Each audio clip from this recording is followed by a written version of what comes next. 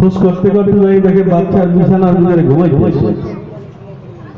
একটা ব্যাট দিয়ে 3টা বাড়ি দিল, কটকট করিয়া প্রত্যেকটা বাড়িতে চামড়া ফেটে রক্ত বিনবিন করে বাইরে। মেয়েটা লাফ দিয়ে উঠে বসলো, জাহাপানা আমাকে মাফ করুন, আমি আর আপনার বিছানায় কখনো ঘুমাবো না।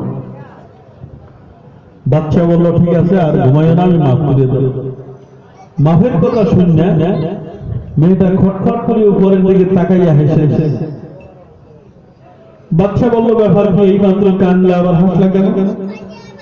বলে বাচ্চা হাসলাম কেন এই কথা বললে জীবন দিতে পারবো না। কয়েক মিনিট আপনার বিছানায় শুয়ে 3টা পিটার দিয়ে মাফ করিয়ে পাইয়ে গেলাম, আবার কেন হাসছে এই কথা বললে আমি জীবন দিতে পারবো না।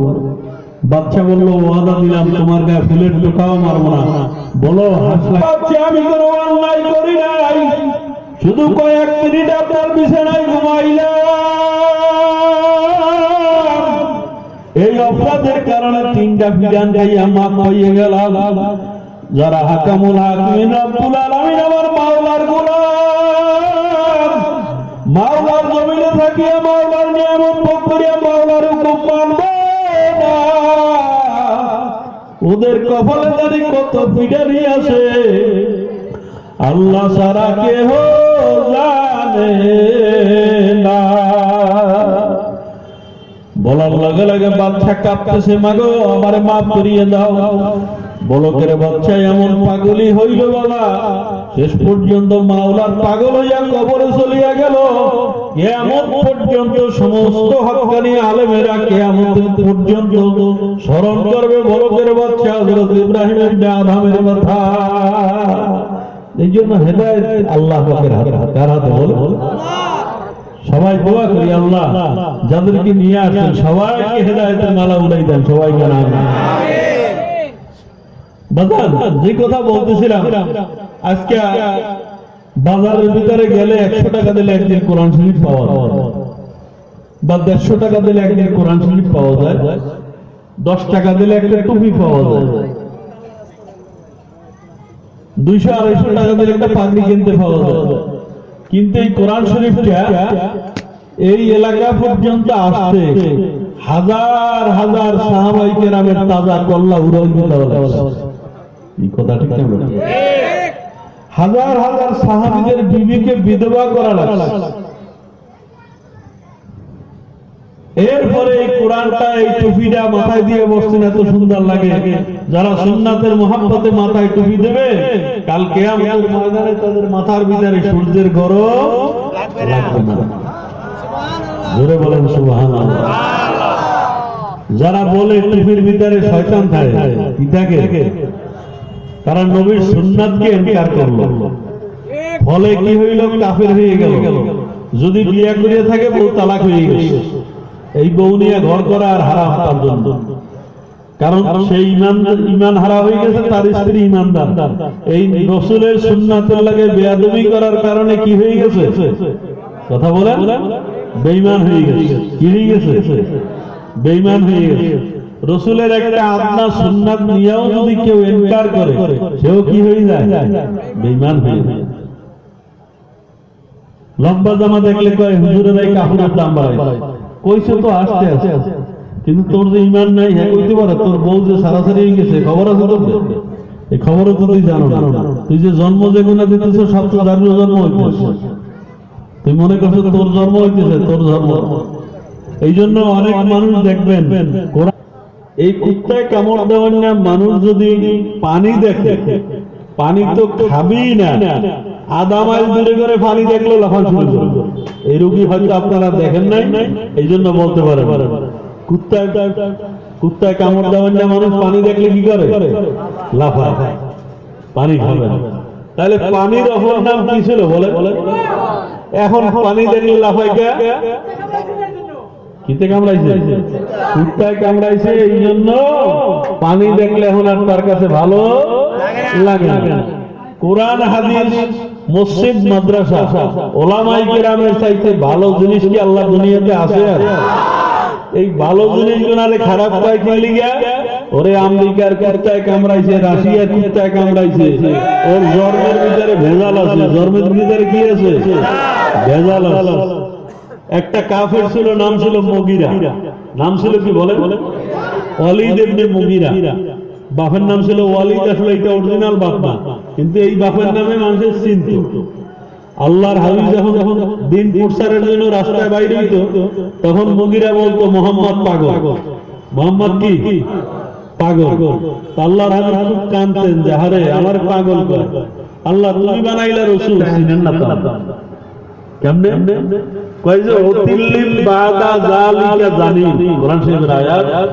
অতিল্লিম বাদা যালিকা জানিন, যেই লোকটা আপনার পাগল কয় ওর জন্মের ঠিক নেই। কি যে আপনার পাগল কয় ওর জন্মের কি নাই? জন্মের ঠিক নাই। এই আয়াত নাযিল হওয়ার পরে আমরা তো আরবি বুঝি না, মুগিরা আরবি বুঝে। আব্দুল্লাহর ফলা মোহাম্মদ কয়, মুহাম্মদ রাসূলুল্লাহ যদি কইয়া থাকে এই কথায় ভুল নেই। তোর বাপ মদিনা চাকরি করতো, আমি ঘরের চাকরের লাগে জেনা করে তোর জন্ম দিছি। এই জন্য বাবা রাগ করিয়ে না, রাগ করিয়ে কিছু হবে না আমার সাথে। আজকে যারা কোরআন দেখতে পারেন না, হাদিস দেখতে পারেন না, ওলামায়ে কেরাম দেখতে পারেন না, মসজিদ দেখতে পারেন না, টুপিওয়ালা দেখতে পারেন না, দাড়িওয়ালা দেখতে পারেন না, আমি বলবো আপনার জন্মের ভিতরে ভেজাল আছে। আপনার ভিতরে মুসলমানের রক্ত আপনার শরীরে নাই, যার জন্য আপনার কাছে ভালো। এই কথা ঠিক না? ঠিক। তো আমার ভাইরা, এরপরে কোরআন আপনার আমার সামনে আসতে যে কত কষ্ট লাগছে এর একটা চিত্র আপনাদের সামনে আমি তুলে ধরবো। আল্লাহ নবী একদিন বহুত সাহাবায়ে কেরামকে জড়ো করে বললেন, সাহাবীরা তোমাদের ভিতরে এমন কি আছো আবু জেহেলের বৈঠকে যাইয়া সূরা আর-রহমান শরীফকে তেলাওয়াত করে শোনাইবা, কে পারবা?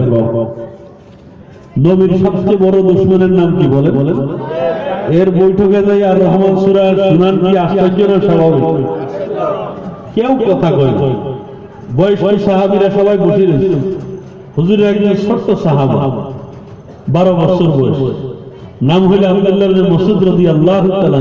তিনি লাফ দিয়ে উঠে দাঁড়াই গেছেন, হুজুর আপনি যদি দোয়া করেন আর আল্লাহ যদি আমার তৌফিক দান করে আমি পারবো। হুজুর বলল ঠিক আছে তাহলে যাও। আবু জেহেলের বৈঠকে ঢুকিয়া কোনো কথাবার্তা না বলিয়া কানের ভিতরে হাত দিয়ে চক্ষু বন্ধ করে শুরু করছে, আর রহমানু আল্লামাল কুরআন খালাকাল ইনসানা আল্লামাহুল বায়ান আশ-শামসু ওয়াল কমারু বিহুসবানিন ওয়ান নাজমু ওয়াশ-শাজারু ইয়াসজুদান। আবু জেহেলের সঙ্গ ভঙ্গের কাছে হাত দেখলেন, ঢুকলো তো ঢুকলো, পারমিশন তো নিল না, ঢুকে স্টার্ট দিয়েছে। স্যার কয় থাম, আজকে আমি খতম করবো, তোরা দেখ কেমনে বিচার করি। জাহেলের বাচ্চার হাতে ছিল চামড়ার মৌজা, সাহাবীর সামনে দাঁড়াইয়া এত জোরে চর মেরেছে, কানের তালাটা টাস করে ফেটে গেছে, রক্ত ঝরঝর করে পড়ছে, লাথি মেরে বের করে দিয়েছে, যাও জীবনের কোরআন পড়ার শখ মিটাই দেয়। সাহাবী কানের ভিতরে হাত দিয়া, এক পাও দুই পাও করে হাত দিয়া কানে হাত দিয়ে হুজুরের দরবারের দিকে আগাচ্ছে। হুজুর বললেন, সাহাবী কি হয়? বলে, হুজুর আমার কানের পর্দা নাই, আমি কিছু শুনি না। আল্লাহর নবী সাহাবীকে বুকের ভিতরে জড়াইয়া ধইরা কান্দে আর বলে, ও আব্দুল্লাহ ইবনে মাসউদ কান্দিও না, এই রক্তের বিনিময়ে যেন আল্লাহ আমার গরীব উম্মতদেরকে মাফ করিয়া দেয়। নবীর চোখের পানিতে বুক ভিজিয়া যায়, তারি ভিজিয়া যায়, সাহাবীও কান্দে, নবীও কান্দে। সঙ্গে সঙ্গে জিবরাইল আমিন উপস্থিত হইয়া মিসকি মিসকি হাসতেছে। হুজুর বললেন, ও জিবরাইল,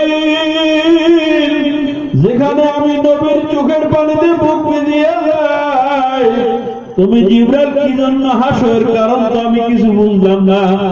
বলে, ইয়া রাসূলুল্লাহ, ইয়া হাবিবাল্লাহ, যেখানে আপনার সাহাবীর কানের পর্দা নাই, আমি কেন হাসলাম? এর কারণ আল্লাহ আমাকে বলার জন্য নিষেধ করেছে। কিছুদিন পরেই আপনি বুঝতে পারবেন। কিছুদিন পরে পরে পরে কেন হাসলেন কারণটা আমি সংক্ষেপে বলবো, যেহেতু সময় অনেক কম। প্রধান অতিথি আসবে।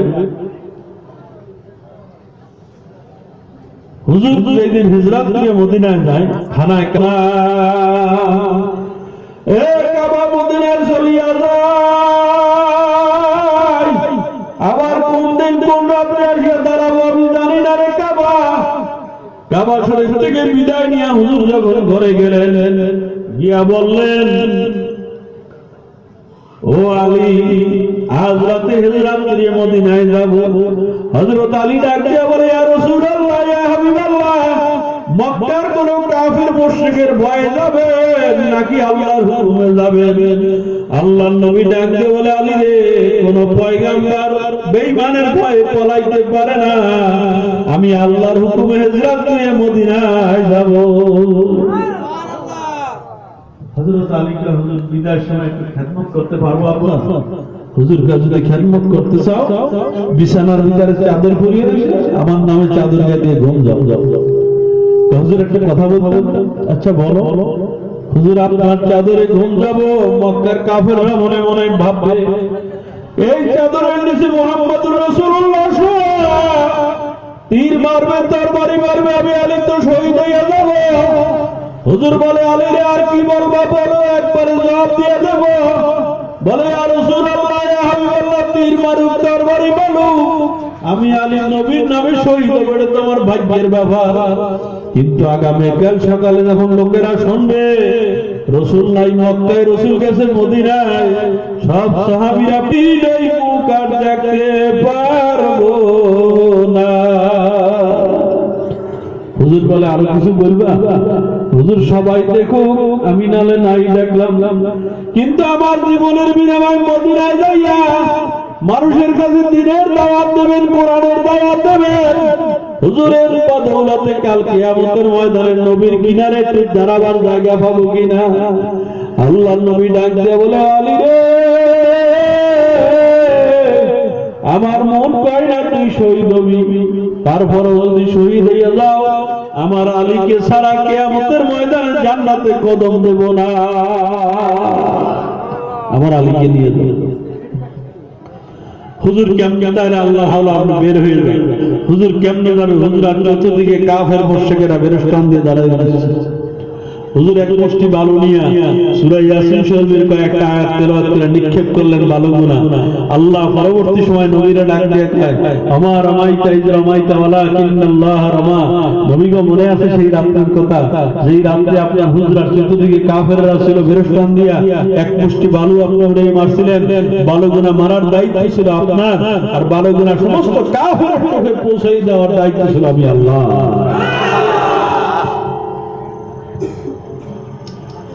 হুজুর যায় আর কিরে বেটা ধর্মী বলে ধর, আল্লাহকে ধর্মী থাক দূরের কথা, যেই চেহারাটা একবার দেখলে জাহান্নামের আগুন হারাম হয়ে যায়, ওই চেহারাও আমি দেখতে দেব না।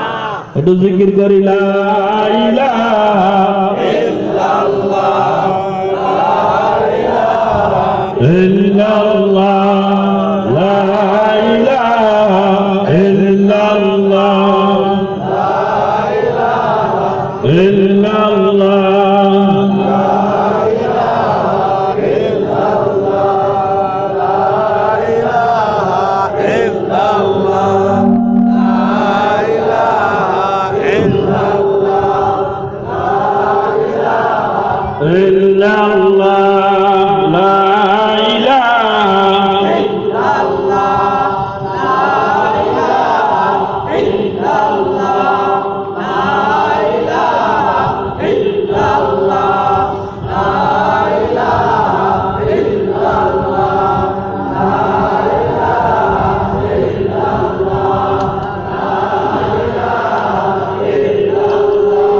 لا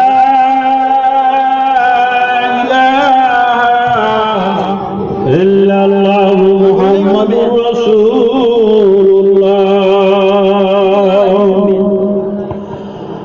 আল্লাহর নবী আবু বকর রাদিয়াল্লাহু আস্তে করে ডাক দিছে আবু বকর। হঠাৎ করে দরজা খুলে গেল। দাঁড়িয়ে দাঁড়িয়ে জিবে নাজারি কোন দিন আমার নবীজি এসে ডাক দেয়, যদি নবীজি খালি হাতে ফেরত যায় কিয়ামতের ময়দানে আল্লাহর দরবারে জবাব দিতে পারবো না। জোরে বলি সুবহানাল্লাহ। আবু বকরকে নিয়ে নবী মদিনার দিকে যাচ্ছেন। মদিনার ছেলেমেয়েরা রাস্তার ভিতরে মিছিল করতেছে, তলাল বাদরু আলাইনা মিন সানিয়াতিল বিদাই ওয়াজাবাত শুকরু আলাইনা মাদা লিল্লাহি দাই। ও মদিনার ছেলেরা, মদিনার মেয়েরা, দেখি আজ মদিনায় পূর্ণিমার চন্দ্র উদয় হয়েছে। হযরত আনাস রাদিয়াল্লাহু তাআলা আনহু ফরমান, একদিন পূর্ণিমার রাত ছিল, আমার নবীকে আমার ঘরে দাওয়াত দিলাম। আকাশে ঘরের চাল একটু ছিদ্র ছিল, আমার বৃদ্ধা মা একবার পূর্ণিমার চন্দ্রের দিকে তাকায়, আবার মুহাম্মদুর রাসূলুল্লাহ নুরানি মুখের দিকে তাকায়। মাকে জিজ্ঞাসা করলাম, মা তুমি কি দেখতেছো? বলে, বাবা আনাস দেখতেছি পূর্ণিমার চন্দ্রের ভিতরে আলো বেশি নাকি মুহাম্মদুর রাসূলুল্লাহ নুরানি চেহারা আলো বেশি? কামাগো তোমার কাছে কোনটা ধরা পড়লো? কয়, বাবা আনাস আল্লাহর কসম করিয়া জানাইয়া যায়, এরকম কোটি কোটি পূর্ণিমার চন্দ্রকে এক জায়গায় করলো, মুহাম্মদুর রাসূলুল্লাহর চেহারায় যে নূর, এই নূরের সমকক্ষ কোনদিন হবে না। জোরে বলি সুবহানাল্লাহ। আল্লাহু আকবার। আমার ভাইরা, উট যখন থামছে, ছেলে মেয়েরা সব মুসলমানদের মতো সাইড দিকে খাড়াই গেছে। হুজুর বলে, মদিনার ছেলে মেয়েরা আমারে খুব ভালোবাসে। হুজুর শুধু ভালোবাসি না, আপনার জন্য জীবন উৎসর্গ করে দেব। সুবহানাল্লাহ। হুজুর কান্দে আর কা, মদিনার ছেলে মেয়েরা তোমরা আমারে এত ভালোবাসো, আর আমার দেশের ছেলে মেয়েরা আমার গায়ে পাথর মারি আমার সারা দেহকে দাগ করিয়ে ফলাইছে। ও মদিনার ছেলে মেয়েরা, আমার মা নাই, বাবা নাই, হিজরত করে মদিনায় আইছি রে। আজকে যেভাবে পাহারা দিচ্ছ, কথা দাও নবুয়ত পর্যন্ত আমার সাথে তোমরা থাকবা কিনা? ছেলে মেয়েরা ডাকতে বলে, ইয়া রাসূলুল্লাহ, ইয়া হাবিবাল্লাহ, শুধু পাহারা দিয়ে ক্ষান্ত হব তাই নাই, প্রয়োজনের নবীর নামে তাজা কল্লা উড়াইয়া দেব। বদরের যুদ্ধে ডাক পড়ে গেল, বদরের যুদ্ধে ডাক পড়ে গেল। হুজুর সৈন্যদেরকে উৎসাহিত করতেছেন। হঠাৎ করে মদিনার দুইটা ছেলে আসে, একটার নাম মাহাস, একটার নাম মহিমহিস। একটার বয়স 12 বছর আর একটার বয়স 14 বছর। একা হুজুর, আমরা দুই ভাইও জিহাদের ময়দানে যাইতে চাই। এত দুই ভাই যাবা, এত ছোট মানুষ জিহাদে যাই কি করবে? ইয়া রাসূলুল্লাহ, ইয়া হাবিবাল্লাহ, মার কাছে শুনছি মাই বলিয়া দেশে আবু জেহেল নাকি আপনার ধরিয়া ফিডাইছে, আপনার শরীরের ভিতরে নারী ভরি গুনাহ উঠাইয়া দিয়েছে। ওই বেঈমান আপনাকে মারার জন্য বদরের ময়দানে আইছে, মার থেকে বিদায় নিয়ে আইছি। ওই বেঈমানের বদলা না নিয়ে বাড়িতে যাব না। লা ইলাহা ইল্লাল্লাহ, লা ইলাহা ইল্লাল্লাহ, ইল্লাল্লাহ, লা ইলাহা ইল্লাল্লাহ।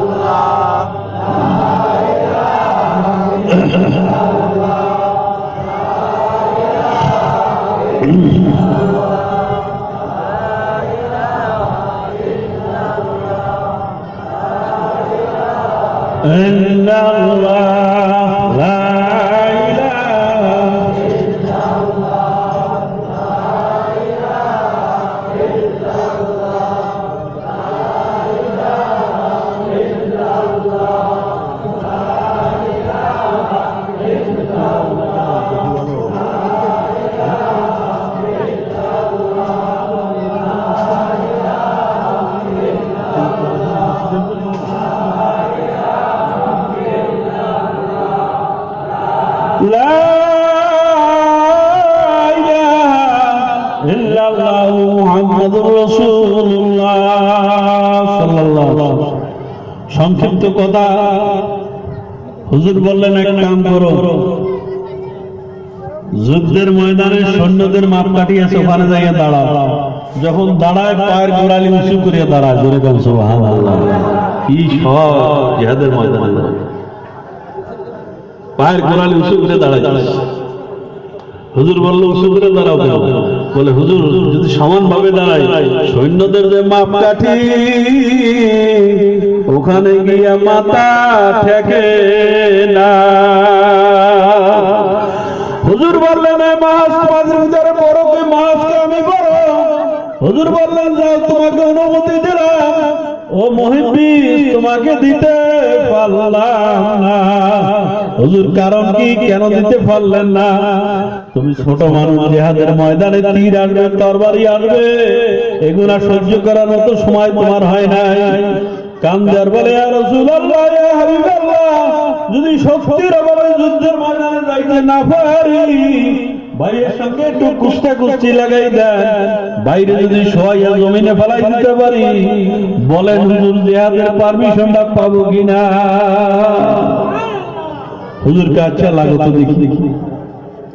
দুই ভাই এবার রহমাতুল লিল আলামিনের সামনে শক্তির পরীক্ষা দেবে। ছোট ভাই বড় ভাই চোখের দিকে চাইয়ে চোখ দিয়েছে। কি চোখ দিয়ে কি বুঝায়? ভাই আমিও জানি আমি তোর সঙ্গে পারবো না, তুইও জানো আমি তোর সঙ্গে পারবো না, কিন্তু তুই তো বদরের পারমিশন পাইছ, তোরটা তো আর ক্যান্সেল হবে না। যদি একটু বুকের উপরে জায়গা দিয়া আমার একটু জান্নাতে যাওয়ার সুযোগ করিয়ে দে। দুই ওলট পালট দিয়ে লাভ দিয়ে উঠছে ছোট ভাই বই। হুজুর দেখছেন কত তাড়াতাড়ি বাইরে সবাই বলে। হুজুর কাঁদতেছে, চোখ দিয়ে পানি পড়তেছে, মুখে হাসি। বাচ্চা দুটার দুই কোলে লইছে। বাবা এই অল্প বয়সে বদরের জন্য পাগল হইলে কেন?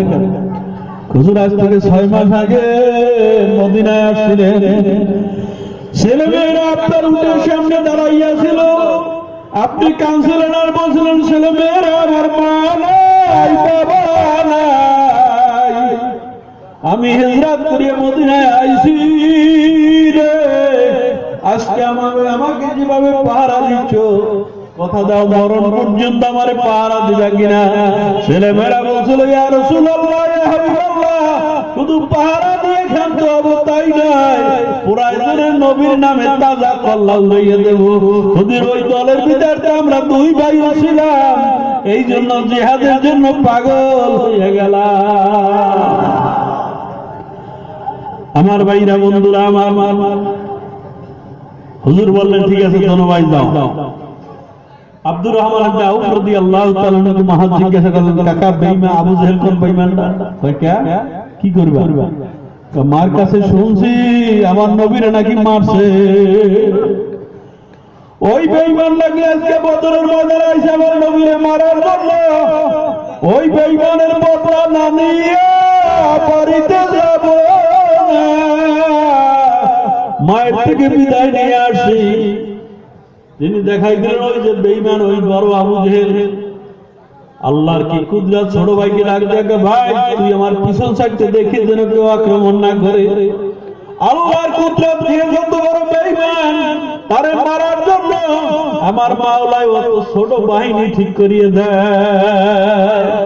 নমরুদের মতো বেঈমানকে আল্লাহ শাস্তি দিয়েছেন মশা দিয়া, ফেরাউনের মতো বেঈমানকে শাস্তি দিয়েছে আল্লাহ পানি দিয়া, আবু জেহেলের মতো বেঈমান আল্লাহ খতম করবে 12 বছরের হোলা দিয়া। দাইয়া ডাইন পাশে দিয়া তরবারিটা উঠাই দিয়েছে, আবু জেহেলের ডাইন ঠ্যাং কাটি ঠাস করে জমিনে পড়ে। যখনই পড়ে গেলেন, পড়ে যাওয়ার পরে দৌড়ে গেলেন আব্দুল্লাহ ইবনে মাসউদ রাদিয়াল্লাহু তাআলা, কিরে বেটা কলেমা পড়বি? কয় না, জীবন গেল কলেমা পড়ব। মাহাজ রাদিয়াল্লাহু তাআলা আবু জেহেলের ছেলে কিনারে ছিল, যখন দেখলে বাবারে হত্যা করছে, মাহাজের ডাইনারে নিজের তলোয়ার বসাইয়া দেয়, পুরো হাতটা কেটে যায় চামড়ার সাথে একটু বাদি আছে, আবার বাম হাতে কোদায় চামড়ার লাগে একটু বাইজা রয়েছে। ঝুলন্ত হাত বারবার মাহাতকে ডিস্টার্ব করে। মাহাত হাতের দিকে তাকাই বলে, তোর জন্য বুঝি আজকে যুদ্ধ করতে পারবো না। দুই হাতকে পাথরের উপর রাখিয়া পাও দিয়া পারাবাড়িয়া বজরে টান মারে, দুইটা হাত ফিরিয়া বদরের ময়দানে লাফাইতেছে। হাতের দিকে তাকাই বলে, নবীর নামে বদরের ময়দানে কোরবানি দিয়ে গেলাম। আল্লাহ, রক্ত পড়তেছে শরীর থেকে, রক্ত শূন্য হয়ে গেছে। ছোট ভাই কিনারে এসে কয়, ভাই কিছু খাবা? বলে না কিছু খাবো না। কিছু মনে চায়? বলে না। বলে ভাই কেমন লাগতেছে? তাই এই মুহূর্তে আমার নাকের গোড়ায় বেহেশতের ঘেরান খাওয়া যাইতেছে।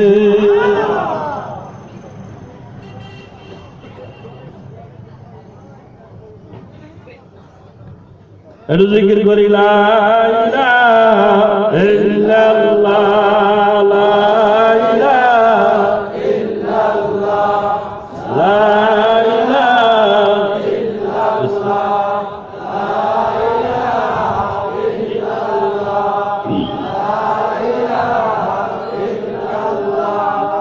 লা ইলাহা ইল্লাল্লাহ, লা লা ইলাহা ইল্লাল্লাহ মুহাম্মাদুর রাসূলুল্লাহ। রক্ত পড়তেছে শরীর দিয়া দাদা করিয়া, রক্ত পড়তে পড়তে শূন্যতা, রক্ত শূন্যতা ঠাস করে পড়িয়া যায়। ছোট ভাই কিনার লাইকা, বাইরে কেমন লাগে? আমার নাকের গোড়ায় বেহেশতের ঘেরান পাইতেছি। এই বলে মুআজ রাদিয়াল্লাহু তাআলা আনহু শহীদ হয়ে গেলেন। আব্দুল্লাহ ইবনে মাসউদ রাদিয়াল্লাহু তাআলা আনহু আবু জেহেলের কল্লাটারে কাটতে কান ছিদ্র করছে। ছিদ্র করিয়া দুইটা রশি বইরা হাতের ভিতরে নিয়া মুহাম্মদুর রাসূলুল্লাহর দরবারে দিয়ে রওনা করছে। ইয়া রাসূলুল্লাহ, দেখেন কার কল্লা। হুজুর বলে, ও সাহাবী, কার কল্লা? দেখেন আবু জেহেলের কল্লা।